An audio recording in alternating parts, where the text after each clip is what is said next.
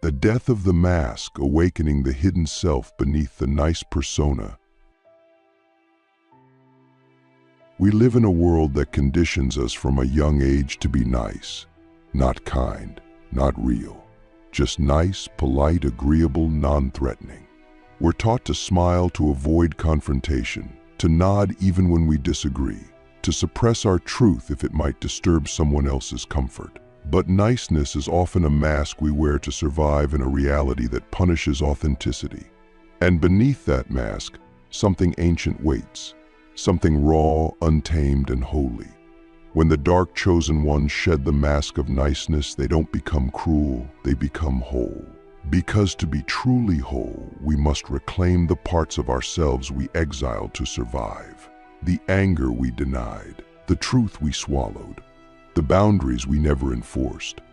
In that reclamation, we unlock something far more powerful than politeness. We unlock our shadow powers. Not dark in the way we've been taught to fear, but dark like the womb. Dark like the soil, dark like the void where stars are born. The first power to awaken is radical boundaries. When you stop being nice, you stop bleeding energy into relationships that drain you. You stop saying yes out of guilt. You stop over-explaining your no. You begin to feel the sacredness of your time, your body, your presence. And suddenly, people who once leaned on your compliance begin to fall away. This can feel like loss at first, but what's really happening is a clearing, a recalibration of who has the right to stand in your field. Niceness teaches us to be liked, boundaries teach us to be respected. And the truth is, you cannot be powerful and pleasing at the same time.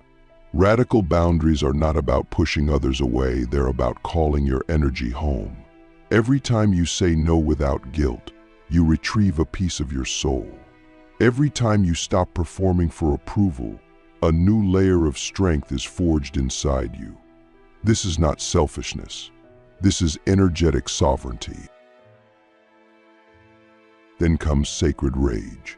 This is the fire that was silenced in you the first time you were told to calm down, be good, or stop overreacting. But rage is not evil. It is the immune system of the soul. It rises when your boundaries are violated. It rises when something sacred in you is being betrayed. When you stop being nice, you stop suppressing this holy fire. You let it move through you, not to destroy, but to cleanse. Sacred rage is not a tantrum. It's a clear, grounded, focused force that says, I will no longer abandon myself. It's the moment you stop apologizing for being intense, for being emotional, for being real. And when you channel this rage consciously, it becomes a force of divine reclamation. It burns away false identities. It clears ancestral wounds. It awakens your inner warrior, not the one who fights with fists, but the one who fights with truth. From this fire emerges the third power, truth-telling. Nice people lie. Not because they're bad, but because they've been trained to prioritize harmony over honesty. But truth is not a weapon, it's a frequency. When you speak it, your entire reality shifts. When you stop being nice, you stop hiding behind half-truths and pleasing words. You say what you actually feel. You name what you actually see. And even though this might make others uncomfortable, it liberates you. Because the moment you start speaking truth, you stop betraying yourself. You stop holding your breath in rooms that ask you to shrink. You stop being a mirror for other people's projections and start becoming a mirror for their awakening. Truth-telling is not about being blunt or cruel. It's about being clear. It's about choosing reality over illusion. And the more you tell the truth, the more magnetic you become, because everyone deep down is starving for something real. And here's where it gets even more powerful. Divine intimidation. This isn't about being aggressive. It's about becoming energetically uncontainable. When you stop being nice, your energy expands in ways that unsettle those who once controlled you. You no longer need to prove anything. You no longer seek approval. Your presence alone becomes disruptive, Not because you're trying to intimidate, but because your very existence challenges the lies others live in. There's a deep, primal power in someone who knows who they are and no longer needs permission to be it. This is the energy of the lioness, the storm, the sacred outlaw. You walk into a room and reality adjusts. People sense that you are no longer bendable, no longer moldable. You are not safe in the way society defines safety. You are sovereign, and that makes you unforgettable. From this sovereignty emerges the fifth power, energetic discernment. Niceness makes you porous. It turns you into an emotional sponge, soaking up other people's pain, guilt, and confusion. But when you reclaim your shadow, you start to feel where your energy ends and another's begins. You stop rescuing people who don't want to be saved. You stop absorbing chaos that isn't yours. You stop carrying ancestral burdens that were never yours to begin with. You begin to cleanse your field. You begin to protect your frequency. And suddenly your intuition sharpens. Your body becomes a compass. You walk through the world with clarity and precision. This power is not about shutting down, it's about tuning in. You become a guardian of your own life force. And in doing so, you stop being a victim of energy and start becoming a master of it. All of this leads us to the edge of something vast. The sixth and final shadow power in this first awakening is creative chaos. Niceness demands control. It wants everything tidy, digestible, and acceptable. But when you stop being nice, you stop trying to package yourself for the world. You stop trying to be palatable. And suddenly your creativity explodes. You start writing what you were afraid to say. You start dancing the way your body has always wanted to move. You start building, designing, imagining, expressing without filters. This is the realm of the mystic, the artist, the revolutionary. Chaos is not destruction, it is the fertile soil of rebirth. It is the howl of the soul finally freed. And from this chaos, a new version of you is born, one that doesn't need to be liked, because it is too busy being true. You no longer create for applause. You create because it's who you are. You no longer live for approval. You live for alignment. And in that space, your life becomes a sacred act of rebellion. The mirror of fire, why the world fears your shadow and how to use it to transform reality. When you begin to walk the path of the dark chosen, the very fabric of your life starts to shift. You're no longer operating from the scripts that were written for you by your parents, your culture, or your trauma. You're no longer seeking to be digestible. And because of this, the world reacts. Not always with applause, sometimes with fear, sometimes with confusion, sometimes with rage. Why? Because your shadow is a mirror, and most people have spent their entire lives avoiding their own reflection. When you stop being nice, you become that reflection. You awaken something dormant in the people around you. You trigger them. You call out their masks without even speaking a word. And that's why the path of the dark chosen is not for the faint-hearted, because it's not just about your power, it's about your impact. Your presence becomes a force of truth, and truth, when it hits a false world, feels like fire. The world doesn't fear your light. It fears your wholeness. Because wholeness includes the parts of yourself society told you to exile.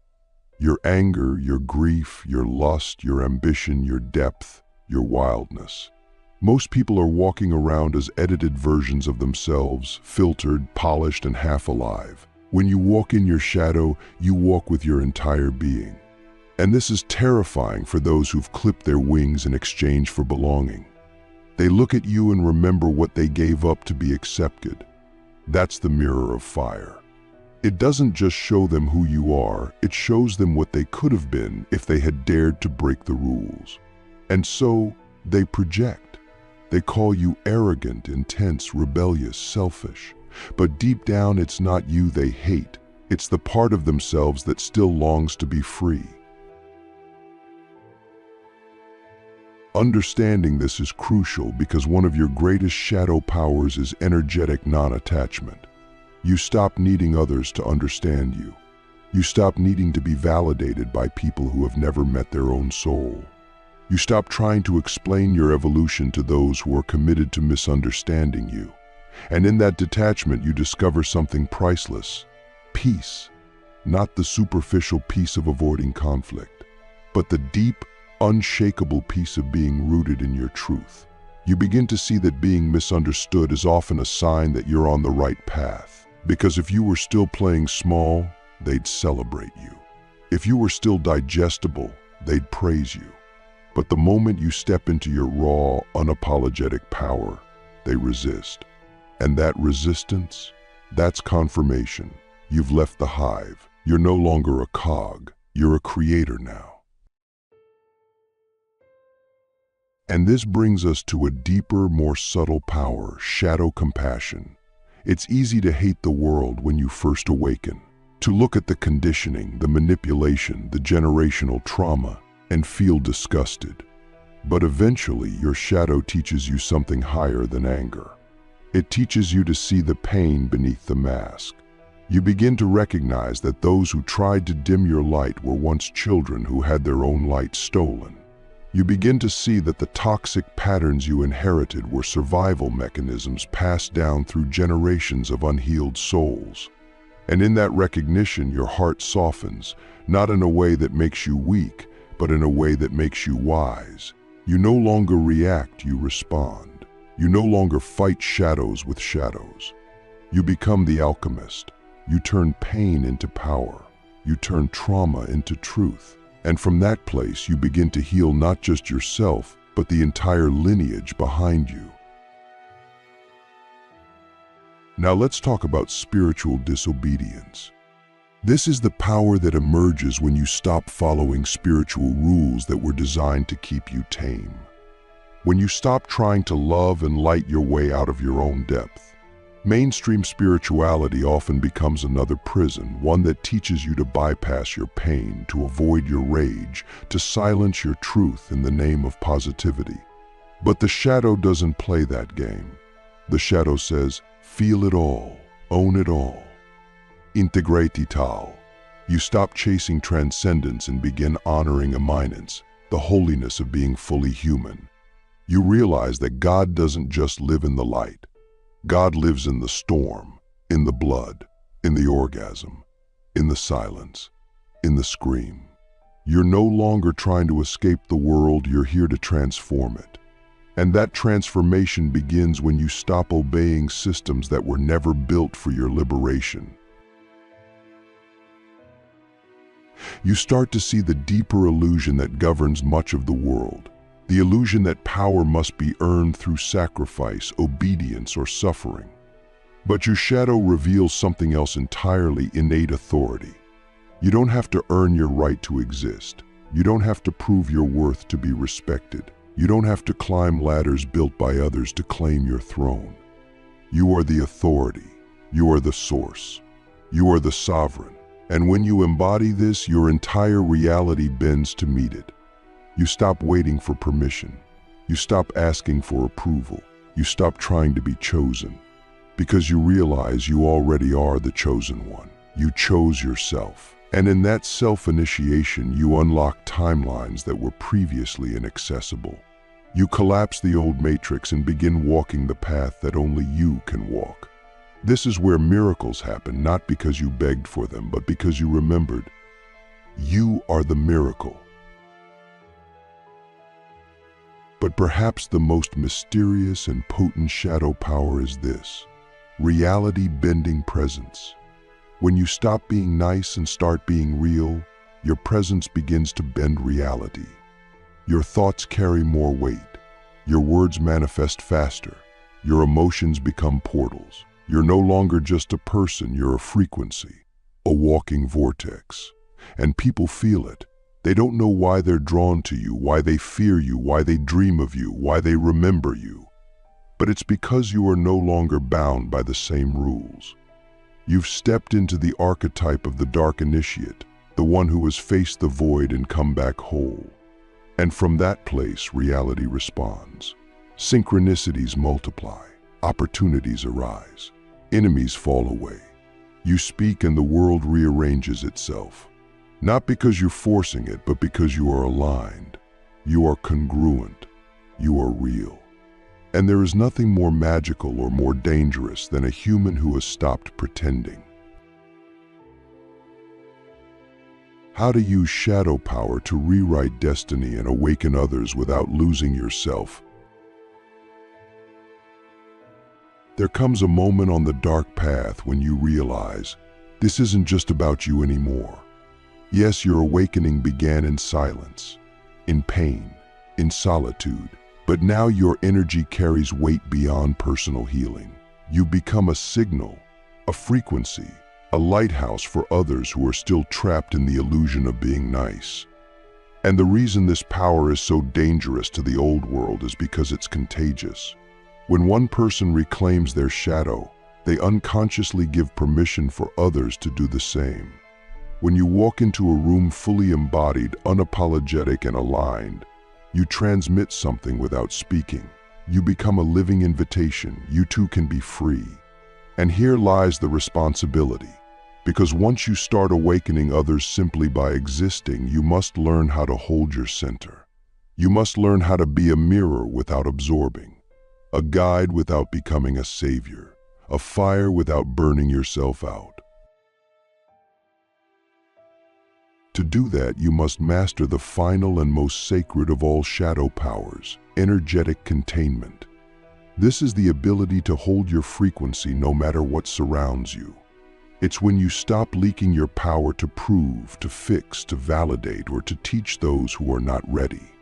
This is a hard truth. Not everyone wants to wake up. Not everyone wants to meet their shadow. And if you try to force them, you'll only exhaust yourself and delay your own evolution. Containment means you stop casting your pearls to the unconscious. You stop explaining your magic to disbelievers. You stop pouring your energy into bottomless wells. Instead, you become a chalice, a vessel.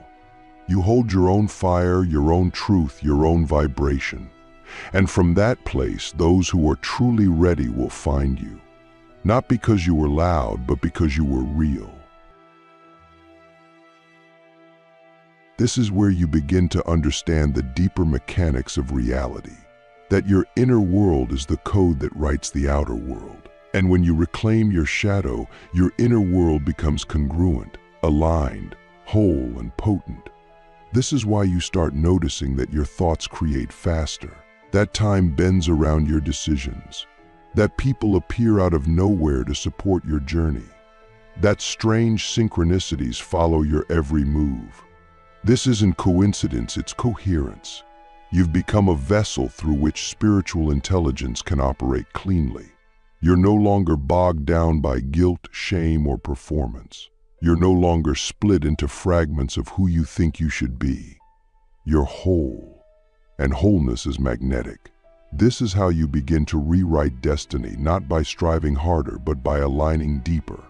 You realize that the version of you who still needed to be liked could never have accessed this timeline.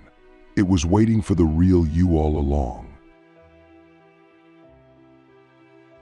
But walking this path doesn't mean you'll always feel strong.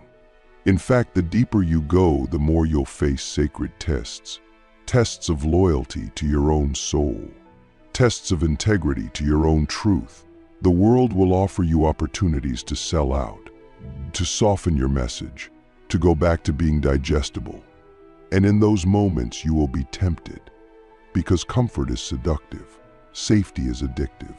But if you've truly awakened your shadow powers, you'll feel the falseness of it in your bones. You'll sense the cost. You'll realize that every time you betray your truth, even a little, you fracture your power. And so you learn to choose the harder path, the lonely path, the holy path. You learn to walk away from what looks good on paper in order to protect what feels true in the soul. And that's when you become unstoppable. Not because you're perfect, but because you are no longer for sale. Now you begin to see how your presence affects others. You watch people change in your field. Some rise, some retreat, some lash out, some awaken. And the key is this: you don't take any of it personally, because you've transcended the need to be understood. You're no longer performing for applause. You're showing up as a mirror. And mirrors don't chase. Mirrors don't explain. Mirrors don't adjust their reflection based on who's looking. They reflect. This is how you start to awaken others without losing yourself. You embody the truth so deeply that others see their own truth reflected back. You don't preach. You don't convince. You exist. And in doing so, you change the frequency of every room you enter. This is the silent revolution, the invisible initiation, the transmission that requires no words. So now I ask you this: with all the power you've reclaimed, what will you stand for when no one is watching? What will you protect when it costs you everything? Who will you be when you no longer need to be liked? These questions are not rhetorical. They are keys to the next level of embodiment, the next level of impact, the next level of liberation. Because the final seal of shadow mastery is this: you no longer live for the world, you live as a portal for the divine. Your life becomes a living ritual. Every choice, every word, every step is aligned with your highest frequency. You are no longer chasing destiny. You are destiny. And from this place, there is nothing you cannot create, destroy, or awaken. You are the storm and the silence, the chaos and the clarity, the shadow and the light. You have remembered who you are. And now, so will the world. You ever wonder why the world tells you to be nice? Not kind, not honest, just agreeable, safe. Dickastevel, I used to think that being nice was a virtue, that if I just pleased enough people, shrunk myself small enough, avoided conflict long enough, I'd finally be accepted. But the truth is, the world doesn't reward nice, it rewards real.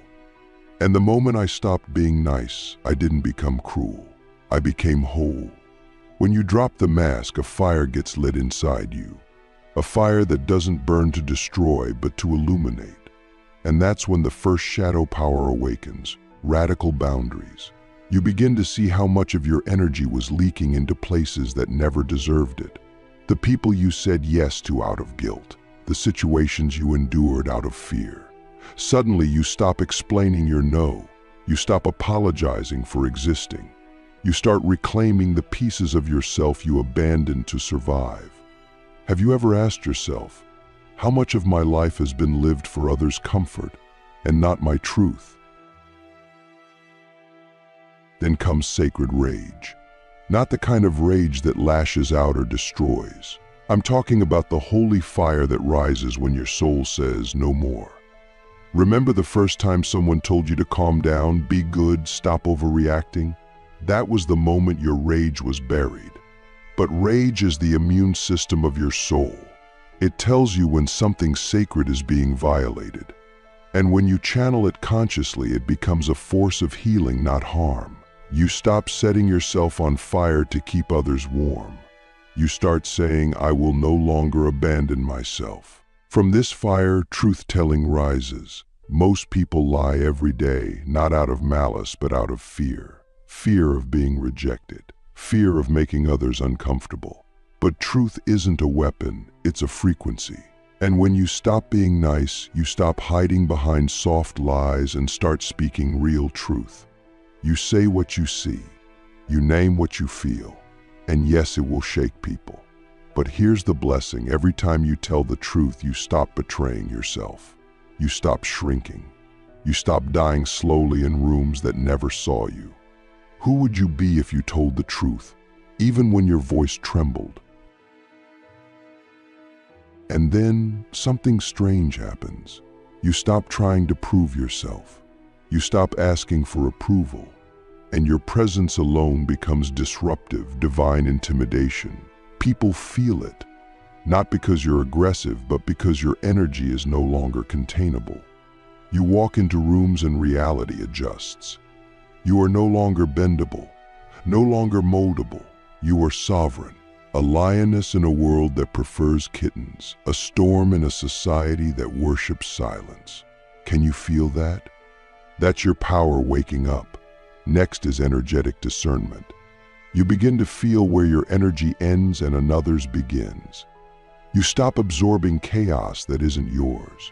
You stop rescuing people who don't want to be saved. You stop carrying ancestral wounds that were never yours to heal. You start realizing that love without boundaries is self-abandonment, that empathy without discernment is self-destruction. And so you protect your frequency like it's sacred because it is.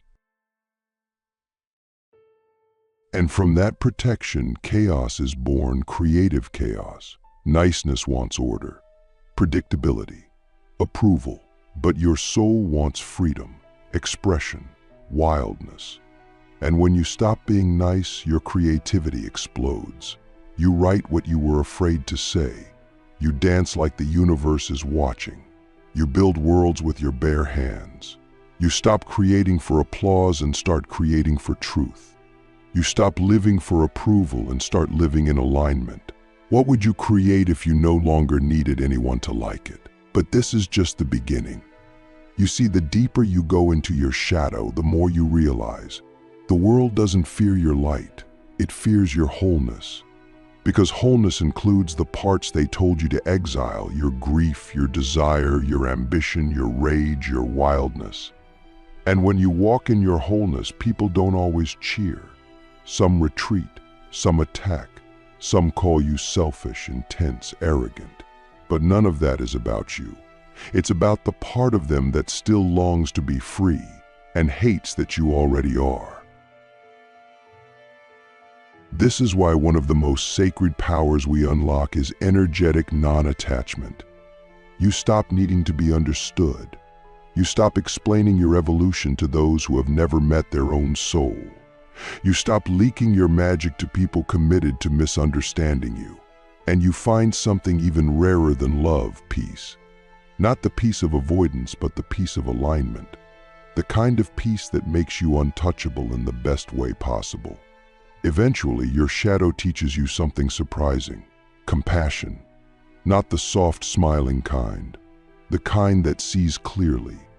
You begin seeing that those who tried to dim your light were once children whose light was stolen. That their cruelty was once a shield. That their judgment was once a survival strategy. You stop fighting shadows with shadows. You start transmuting them. You become an alchemist, turning pain into power, trauma into truth. Can you forgive the wound not because it was okay, but because you're done letting it define you? And then you break the final illusion that you need to earn your power, that you need permission to be sovereign, that you need to climb a ladder to be chosen. You realize you are the authority, you are the source, you are the miracle. You stop trying to be chosen and start choosing yourself. You stop waiting for the world's validation and start validating your own soul. And in that moment, your entire timeline shifts. The future begins to bend around your embodiment. But the most dangerous, magical, untouchable power of all, reality bending presence. When you stop pretending, your presence becomes a frequency. People feel it. They don't know why they're drawn to you, dream of you, remember you. But it's because you are real, and real is rare.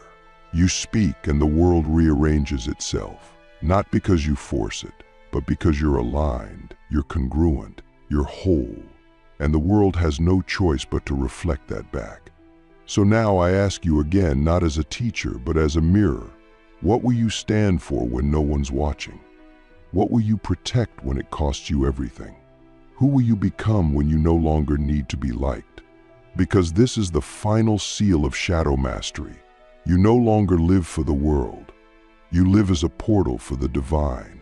Every breath a ritual, every word a spell, every step an initiation. You are no longer chasing destiny. You are destiny.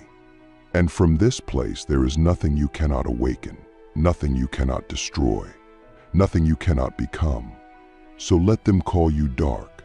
Let them call you too much, because in truth, you were never nice. You were always holy. And now, finally, you remember. But remember this, power without grounding is just performance. As your shadow awakens, it will test you, not with obvious enemies, but with subtle temptations. The urge to be seen, to be praised, to be right. The ego will want to hijack your gifts, dress them up in gold robes, and parade them for validation. But the real work is in silence, in solitude, in the moments no one sees. Can you still choose truth when no one is watching? Can you still honor your energy when everyone claps for your performance, but your soul whispers, "This isn't it"? That's the quiet revolution. That's where real mastery is forged, not in the spotlight, but in the shadows behind the stage. You must also learn the art of holding your frequency when others project onto you, holding your truth when the world offers you easier paths, holding your center when your gifts begin to awaken others, some who will love you for it, and some who will hate you. Not everyone is ready to meet their shadow, and if you confuse their resistance with your failure, you will waste your fire. Your job is not to convince or to convert. Your job is to be steady, clear, magnetic, a mirror that doesn't flinch, a flame that doesn't apologize. The moment you start holding your power without spilling it, you become untouchable. Not because you're above others, but because you're finally with yourself. And here's what no one tells you about awakening. It can be lonely. You will outgrow people, places, even versions of yourself. You may mourn the life you built to survive, because now you're building a life to thrive. And thriving requires truth. It requires grief. It requires letting go of the illusions that once kept you safe. But the beauty is, once you've walked through that fire, you no longer fear loss. You realize that anything that falls away while you are becoming more of yourself was never aligned with your highest self to begin with. You stop grieving what you lost and start celebrating what you made space for. And in that emptiness, the universe rushes in with something better than belonging, resonance. So here you are, not at the end, but at the threshold. You've shed the mask. You've faced the mirror. You've remembered the power that was never lost, only hidden. And now the question is not, will the world accept me? The question is, am I ready to live as truth itself? Because when you walk this path, there's no going back. The old world will no longer fit. But a new world will open, one only available to those who dared to stop being nice and started being real. And in that world, you don't chase miracles. You are the miracle. You don't wait for the light. You are the storm that births the stars.